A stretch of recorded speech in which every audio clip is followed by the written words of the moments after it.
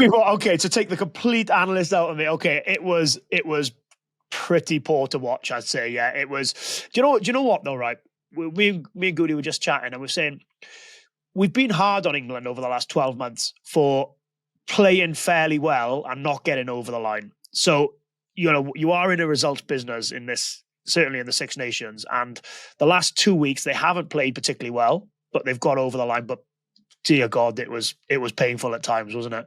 It was painful. Do you know what I reckon? If you woke up Sunday morning and you hadn't watched the game, but you looked at the stats and it was like 9 line breaks, 58% possession, meters made, running meters made, etc., you'd think Scotland won that game by 15 points, wouldn't you? Nah, not when you're Scotland, lads. Not when you're Scotland. That's the line there, Andrew. That's the line there. Yes, you would, Biggs. I agree. And I don't know how we've lost it. Well, I do know how we've lost it.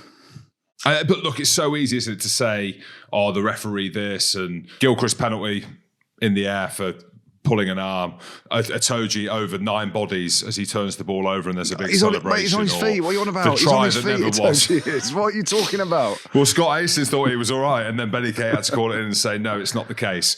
And that is always right, especially as a fan and someone who loves Scotland and my teammates. The easy thing to always do is to blame the ref. So I understand from a fan's perspective. I don't think you should be trolling referees, Andrew, but I get it, right? Because that was me. After the game, Biggs messaged me and said, what do you think? And I wanted just to say straight out the ref. I didn't, because there is so much more to the game than that. We were so much better than England in attack.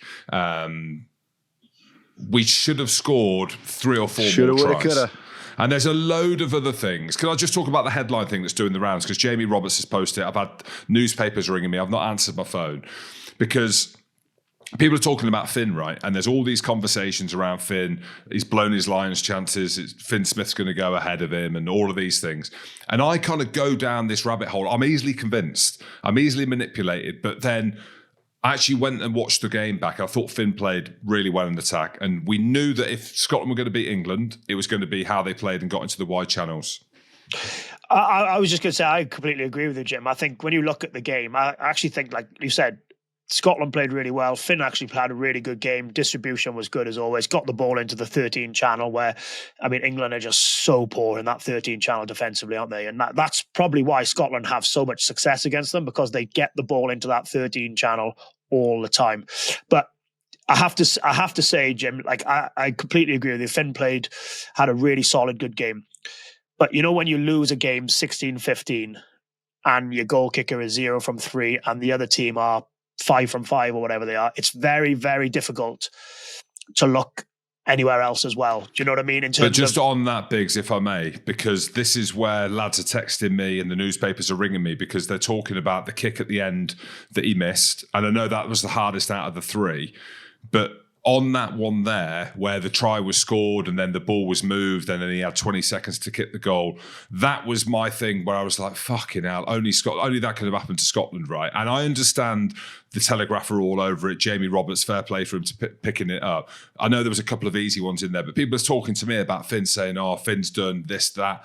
And I get it because it's Finn Russell, and if Scotland do well, it's him. And if they don't do well, it's him. But I looked at that kick at the end and that kind of summed up the game for me. It was just fucking, what could have been. That's what it felt like. Because Finn was only a metre away, and not even that, half a metre away from slotting that kick at the end and having to be rushed. And you lads know better than me. Rob, you probably know better than me. But when your radar's off, and there's all the stuff around Duan, he should have went more into the sticks, but he got it on the 5 metre line, and the kick wasn't there, and he was rushed, and I'm pissed off. Well, simple as that. It was Pierre Brousset, the ref, who moved him another 2.5 metres close to the touchline, away from where Duan van der Merwe put the ball down. And people sort of said he should have got closer into the sticks. Actually, there was 3 England lads coming across, and he could have been 3 or 4 metres closer in, but not by much. I think. Yeah, but on that kick, Andrew, with the players coming out, and I imagine when you then rush and you go from having a minute on the shot clock to then 20 seconds moving the ball and then the players are rushing, it did feel rushed. Like, I know you didn't really see the kick on ITV. Yeah, how bad was that from ITV? The biggest moment of the game, the match-defining conversion, and they haven't even got it on. And then when they do get it on in the last second, it's from an angle that no one can see where the ball's going over. I thought that was really poor from ITV, actually. One of the biggest moment in the game.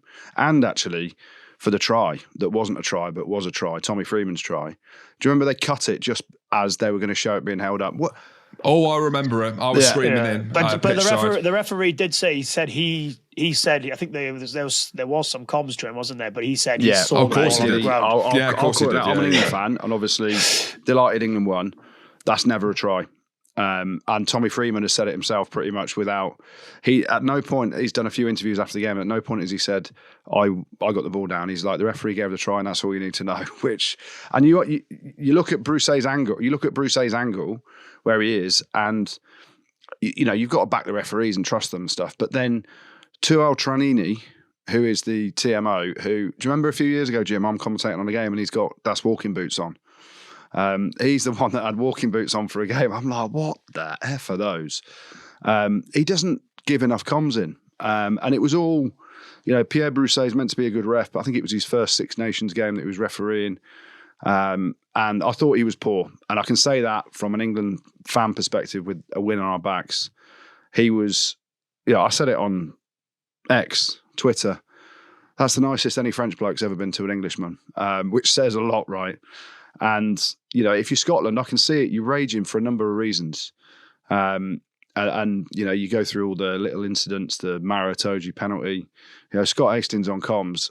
I mean, lovely bloke, but he doesn't know what's going on in the new world of the game, does he? Like, Marrow, he's off his feet and he's like, oh, great turnover. But bottom line is, the referee agreed with him. So, and it was, I found it flabbergasting at times. I'm looking at some stuff. The Curry penalty, when Finn Smith bangs it over from 50 for being picked up in a breakdown. If you actually watch the mechanics of it, they're holding him, and fair play to Curry, he jumps out of it. So it looks like a fall. I don't think they drop him. And that's a soft penalty as well. And things just transpired against Scotland. So from a very happy Englishman that the Calcutta Cup is home after 5 or 4 long years and 4 defeats on the spin, we had the rub of the green like you would not believe from Pierre Brousset. I do. I'm not disagreeing with either of what you boys are saying and things, but with those stats that we've just spoken about, with the amount of entries that Scotland had, the amount of possession they had, the chances they had, and given how poor England were from an attacking threat, for me, I think clearly there was some refereeing issues and bits and pieces, right? But it's so hard to blame anybody but yourself for not winning that game when you've had that much possession, dominance, chances. And I just think, even 3 goal kicks, what I mean? So everything just adds up to sort of saying, well, yes, completely agree. But given how poor England were attacking from an attacking threat wise as well, I mean, like you said, how Scotland haven't won it, only they'll know. But I think it's really difficult to look elsewhere. And like, I suppose, Jim, for you, what does this mean for this Scottish golden generation? I'm not saying they've dubbed themselves that, but they've got extremely good players in that team, haven't they? Yeah, that's the level we're at. Would have beaten England at the weekend, and it was a 50-50 game. It felt like it was an evenly matched game. And if we would have beat England, and I think we beat Wales either way, and probably struggle against France, it's been a good tournament because we've got that one away win. But that's where we are. And we spoke about it before the tournament. Biggs, you thought Scotland were 4th, England were 3rd. I went 3rd for Scotland, 4th for England. And there was nothing really in that game. I know it's only a point, but I agree with you 100%. Scotland should have won that game. Is that a coaching thing? Does that mean that there's an issue with how the team are coached? I don't really know, because they're getting into the position, so that they're coached to get into the positions of the pitch. The game plan worked against England in the wider channels, but there's something just not quite right. I've got no doubt, right? I think Scotland, the rugby that Scotland play is exciting. It's expansive. They play some really nice rugby. They test you in the wide channel. They go coast to coast. They've got a good kicking game. Do they get off lightly a little bit because they play really good rugby in that sense? What do you mean off lightly? Well, in terms of we're talking about England being so poor. But what I'm saying is that, the amount of stick that maybe, Steve Borthwick has had to cop over the last 12 months in terms of because England haven't got results and because maybe they haven't played that well. But does that sort of, because Scotland do play a lovely brand of rugby and play some good rugby, does that maybe take away a little bit of, I suppose, and not give them an excuse, but because they do play that, people are happier to see them lose in that way. Does that make sense? I get what you're saying. I think the thing is with Scotland as well is we are always the underdogs, and that's how it's been seen historically. So I think maybe then there has been an acceptance that we go down to England, put in a good performance and lose. But I want to shift it now, and that's what we said. The best teams, you saw Ireland. I know Ireland, Wales, it's very different, but just go with me on this. Don't play against Wales, but they win the game. Right, Scotland are better than England, albeit it is evenly 16, matched. 15. Yeah, but they are. 16, I know where James. you're going with this. But really, if we're going to take the next level and Greg is going to take the next level as a coach, that's a game that you come away from that winning. I even felt during the game as the second half was unfolding that the game was getting away from us, and then Stafford McDowell makes the break and Dewan scores in the corner, and you're thinking, is that then the shift? Because it's one kick, right? And it's so hard then to dissect it, because you could be like, if we got smoked by England, smashed by Ireland as we know in game 2, and beat Italy comfortable-ish, it's then you come away from it, you'd be like, right, it's time for change. But these games are so hard, aren't they? Because they're so close. But I agree with you. That's a game. I'm not blaming the ref. I don't want to blame the ref, but like the natural, easy, superficial emotion is to do that. But we lost the game, and we looked so comfortable. We looked so comfortable in attack, and fucking hell, hey, we look good is all I'm saying. So when we're in full flow, we look good. And this is what, and this comes down to it, like from a fan's point of view as well, Andrew, and we'll talk about England, how the crowd were booing again when Mitchell kicked that one of the box kicks towards the end. The crowd were booing, but to watch Scotland is, it's never dull. It's always and exciting. The thing that you mentioned there about the coaching element of it, Jim, Scotland are, I think, better coached than England. And I said it over the weekend around there is a good team in this England side. You look at the players and you look at what they and how they play at club level, and then going back to what you said then about the crowd booing, the box kicking, the way Steve sets the team up, and I've spoken to a few of the lads over the weekend that have recently retired and from international rugby, and they say that's the way Steve is. That's how he coaches, right? And so you've got Mitchell, Finn Smith, these guys playing in a certain way for Northampton. Ollie Lawrence was good again. You've got Marcus Smith, the way he plays, Slightholme, Freeman. You've got players that have got abilities to play heads up attacking rugby, and we go 1-2 phase box kick.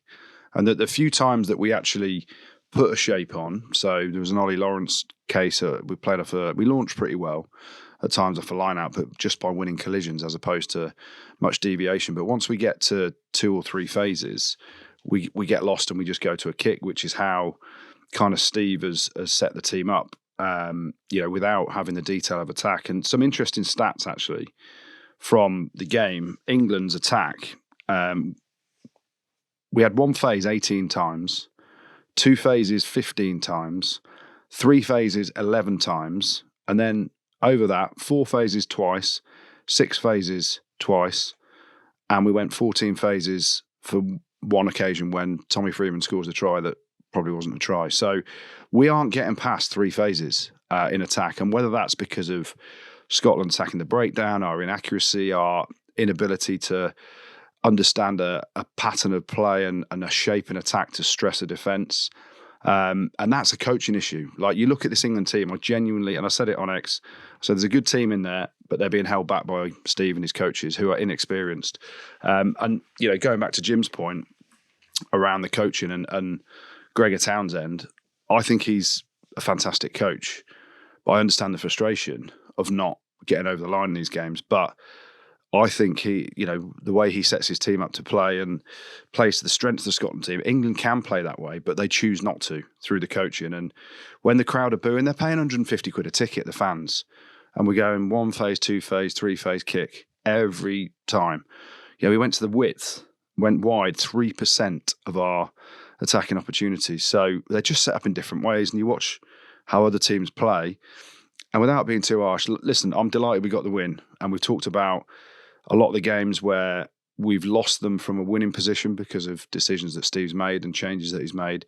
We've won our last 2 games that we should have lost. We should have got hosed by France, and we should have lost to Scotland by probably 10 points. But they've got a fight in them. They've got a gnarliness that stays in the fight. We're tough to beat because, we're good around the breakdown and, our power game's okay. But, you don't go and win games in that sense. We're just hard to beat, and then we stay in the fight. And fans have got every right to boo. 150 quid a pop or whatever it is at times. It is, and that feeling, it's like we're playing a little bit still in the dark ages, but ultimately we're in a results-driven business, and we've won our last 2 games that we shouldn't have won, but we did. So it's coming home. It is home. Do you know what though? If you play that style, or if you coach in that style, you have to win, don't you? Because if you don't, you open yourself up for a ton of criticism, a ton of flack, and you just have to win if you play that style of rugby, right? And I remember I was thinking this earlier. We played in a Rugby World Cup semi-final in 2019 against South Africa, right? And it was one of the worst games of rugby. One of the worst games of rugby you're likely to see. It was dull. It was just kick. And at the end of the day, it came down to 1 penalty kick, which South Africa were on the right end of from a maul. And off the back of that, it was turned out that when, the fallout from that was it was a masterclass and beautifully coached and a tactical genius stroke from Rassie and the South Africans to win that game. Whereas from our point of view, from a Welsh point of view, it was deemed as, we were negative. We didn't fire enough shots. It was just so dull and boring, and you need to take more risks. So what I mean by that is we were one kick away from everybody else telling us that we produced a masterclass and a tactical genius stroke of coaching or playbook, et cetera. So I just think that I'm a huge fan of you have to play the game positively. You have to go and win games, especially the way the game's set up now where, very rarely do you see a sort of a 16-15 game these days, do you, in terms of the way that the game is set up. But if you are going to play that style, you have to be successful and you have to win. Otherwise, because can you imagine the conversation we'd have been having here today if Finn Russell knocks that conversion over? We'd have been, everybody would have been absolutely battering Steve, wouldn't they, for the way that they're set up. But that's what I mean. It just goes to show that off the back of 2 weeks where they haven't played particularly well from an attacking side of things, they've hung on in there. And they should be given a lot of credit for that, for finding a way to win when you haven't played well, which they haven't. But I think probably what they'll be really disappointed about is just that they haven't really fired any shots, have they? And they've sort of they've kicked a lot of ball away when they've been in decent positions, and I think that's what will be frustrating. But I know who I'd rather be today. Waking up, I'd rather be Steve Borthwick than Gregor Townsend for sure. Yeah, that's the thing. Just finally on this, around from my point of view, because you're talking about England's attack, and I've never minded teams kicking the ball and playing a strategic game. Like, I love when England played against South Africa and how they played physicality, kick, short kicking game. Wales, when you did it against South Africa before. And I do love watching New Zealand, but I've always said I do like the strategic approach. I think the biggest issue that England have that they are not even close to solving yet is defence. And you alluded to it there, Biggs, and how easy it was for Scotland to get in the wider channels. Imagine if it was a dry ball, the way that France played against Italy. Imagine if it was a dry ball at Allianz Stadium. They would have ripped them. They did rip them to shreds. They just couldn't finish it. Scotland ripped England to shreds in attack. You've got props out in the backs. You've got Mitchell defending all over the place, like panicking. So everyone's talking about the attack and the booing. A fair play to England, right, for winning these last two games. And that is all that matters when it's all said and done, and it papers over all the cracks. But defensively, I couldn't believe how bad they looked for large parts of that game. That's the big thing you've said then, papering over the cracks, by getting the two victories. Like, we could be sat here now, and we're not, and we're positive, well, I am, about England winning two games. Jim's absolutely devastated.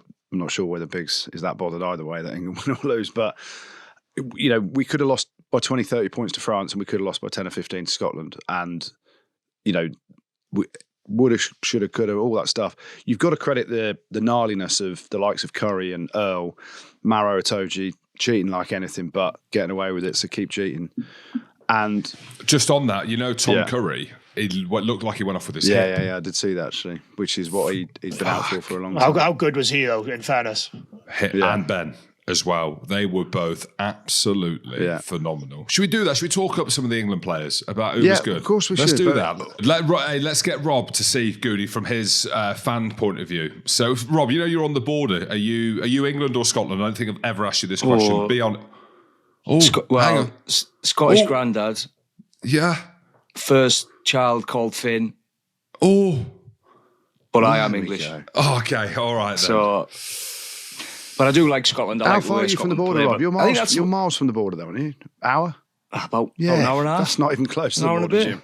Yeah, but mate, Newcastle ain't England. Like Manchester, anything below that is England. But Rob, go on, give us your idea. So you're watching the game, just as a fan's perspective with how they played, and then also like some of the players that stood out. I think that's the most frustrating thing, is it, for me? It's like spinning plates of England. That they appeared to make some improvements in attack, and the defence was poor. So then we go back and fix the defence, and then the attack's poor. We looked like weak at scrum time previously, and then on Saturday I thought the scrum looked okay, but we were poor attackingly. It's like we can't put together a complete team performance, can we? Who was good? Ben Earl, I thought was good.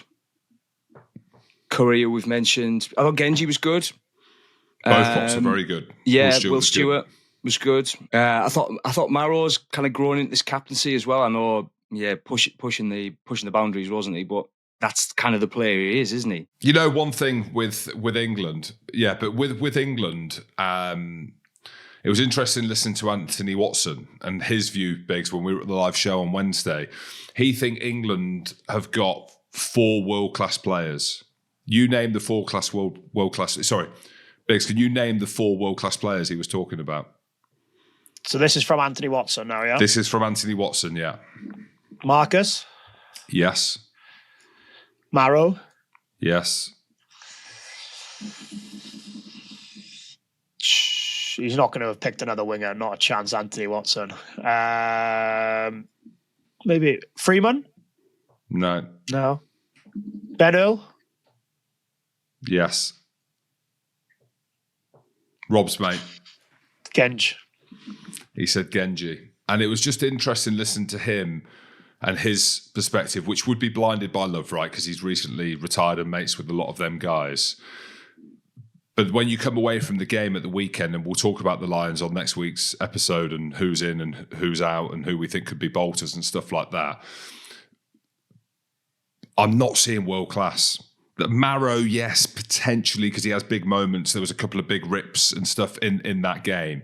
But if we're talking about like the Lions and you're looking for the best of the best, I'd say that Finn Smith is sticking out because there's some really big moments in the game. The kick from the halfway, the big shot as well on Tom Jordan. But I'm struggling to see world class when I look at England. I would say I thought Tom Curry was excellent on the weekend. Yeah. I thought if you're gonna stick your neck out, I think if he lines up in the Lions back row for that first test in Brisbane, I don't think anybody can really have complaints. I think everyone just goes, yeah, he's worth that. You know what I mean? So I think he's been excellent. He's like an extra back row, an extra winger in your team. But yeah, I understand what you're saying, Goodey. Is there probably is a they're probably a. And probably the dynamic of the group as well is that there's a lot of those players who will potentially be world class. You look at your Alex Mitchell, your Finn Smith, your Freemans, those guys who've been brilliant at Premiership level and are starting to make their mark on the international stage. But this goes back to a little bit how England want to play. And you sort of, for me, I always think you play to what you've got, what cattle you've got. So Alex Mitchell does look. I actually thought he carried out the game plan that was asked of him relatively well. But Alex Mitchell doesn't want to be box kicking all day long. Like if you want to play that game, in a sense, I'd almost like you could almost pick your best kicker at 9 and your best kicker at 10. That way, Ben Spencer is the man at 9. But that's what I'm trying to say. So if you're playing with this Northampton spine of the back line, then you put and Marcus at 15, who's an unbelievably talented attacking threat, then you want to make sure that they get lots of touches. You want the ball moved into that 13 channel, giving them one-on-ones, giving them giving them good chances like that, rather than just chasing kicks and box kicking. So look, no doubt that they're at a different stage to maybe your likes of a team like Ireland and France, where you could probably list off, 9, 10, 11 players who are world class. But I'm always a believer that you play to your strengths of what you've got, what cattle you've got. And so you talked about the Welsh team in sort of 2013 onwards, or 2012 onwards. Like, Wales we weren't a team who we never claimed to be the most expansive and have the best players or anything like that. We sometimes didn't want the ball. Like, we'd rather the opposition have the ball. We were a territory-based team, which meant we'd kick and we wouldn't play any rugby in our own half, because we'd always be involved in relatively tight games. So sometimes overplaying once or twice could be the difference between winning and losing, getting penalised. So we wanted to apply pressure to the opposition, and almost the longer we had the ball, the more pressure we put on ourselves a little bit. So I'm all for playing, territory-based rugby, etc. But you've got to play to what you've got as well. And I think that backline in particular that they had on the weekend is probably a little bit better than what the game plan was from England on the weekend. Pod. Rugby pod.